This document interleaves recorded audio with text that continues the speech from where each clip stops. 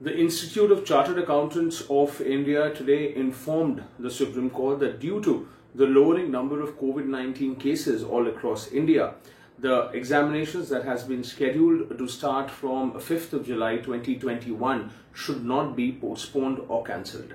ICAI had filed this brief note in the Supreme Court in a batch of petitions which seeks opt-out option, alternate examinations options, and also are some of the petitions which seek a deferment or postponement of the July exams. The lead petition in this case by Satyanarayan Perumal, however, does not seek a deferment of the July examinations. Well, ICAI has informed the Supreme Court that whenever the risk is minimum, the top court has allowed examinations to be conducted, like in the case of Kerala and Bihar's Standard 12 examinations.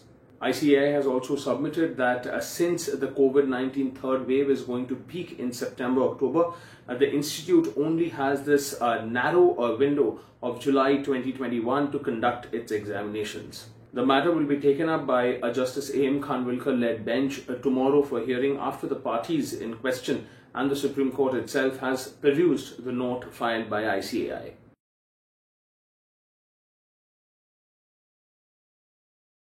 In an important judgment today, a bench of Justices Ashok Bhushan and Subhash Reddy has ruled that to convict a person under Section 364A of the Indian Penal Code, which is kidnapping for ransom, a person does not need to only kidnap the victim but also either cause hurt or death to the person or at least threaten the person with death or hurt.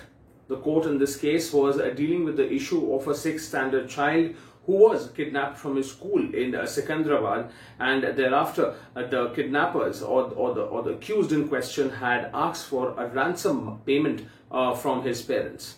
The court upheld the conviction of the accused under Section 363 of the Indian Penal Code, which is for kidnapping, and thereby imposed a 7-year imprisonment and 5,000 rupees penalty. However, the court ruled that since there was no hurt or a death to the victim or any threatening for these particular same offences, there was no case of Section 364A Indian Penal Code in question.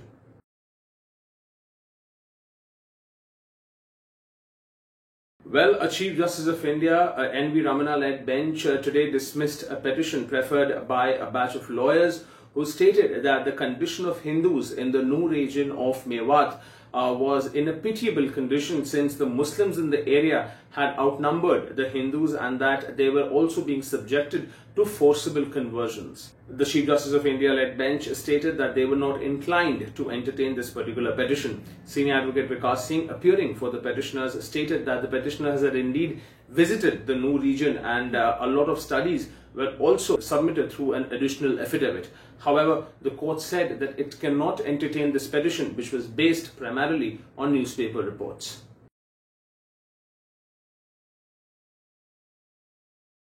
Well, the central government today extended the tenure of Attorney General for India K.K. Venugopal by another year, and now his tenure will expire on June 30th, 2022. The tenure of Attorney General for India K.K. Venugopal was also extended last year on June 30th.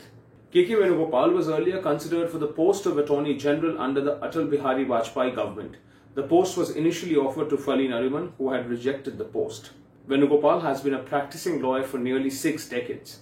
Widely regarded as an expert in constitutional law, Venugopal shifted base to Delhi from Chennai 25 years after joining the bar in Madras.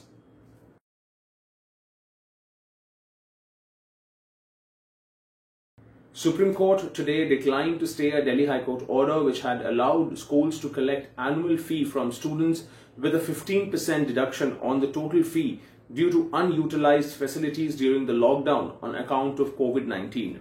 The Supreme Court bench of Justices A.M. Khanwilkar, Dinesh Maheshwari and Aniruddha Bose stated that they were not inclined to entertain this particular appeal. The division bench of the Delhi High Court will consider an appeal in this case on July 12th, and the court has stated that all contention in this case will remain open. However, till a decision is reached by the division bench of the Delhi High Court, the private schools in Delhi are free to charge the school fees with a 15% deduction. Well, that's all from Supreme Court today. Do stay tuned with Supreme Court today tomorrow as well. And don't forget to like and share barandbench.com.